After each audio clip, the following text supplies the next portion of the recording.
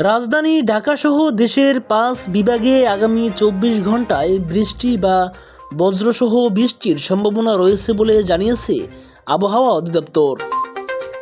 একই সঙ্গে দেশের বিভিন্ন অঞ্চলে তাপমাত্রাও কিছুটা বাড়তে পারে বলে পূর্বাভাস দিয়েছে সংস্থাটি। রোববার সকালে প্রকাশিত আবহাওয়া পূর্বাভাসে বলা হয়, পশ্চিম লঘুচাপের বর্ধিত অংশ পশ্চিমবঙ্গ থেকে উত্তর বঙ্গোপসাগর পর্যন্ত বিস্তৃত রয়েছে।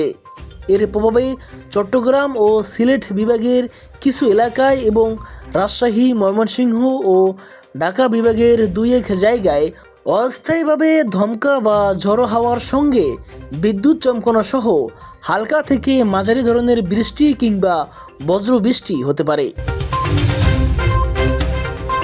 এছাড়া চট্টগ্রাম বিভাগের কোথাও কোথাও মাঝারি ধরনের ভারী বর্ষণের সম্ভাবনা রয়েছে।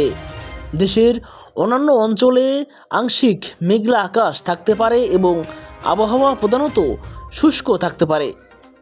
আবহাওয়া অধিদপ্তর জানিয়েছে, দিন ও রাতের তাপমাত্রা সারা দেশে সামান্য বৃদ্ধি পেতে পারে।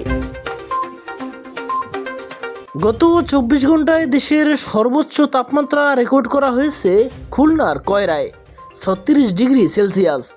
একই সময়ে সর্বোচ্চ 22 মিলিমিটার বৃষ্টিপাত হয়েছে কক্সবাজারের টেকনাফে।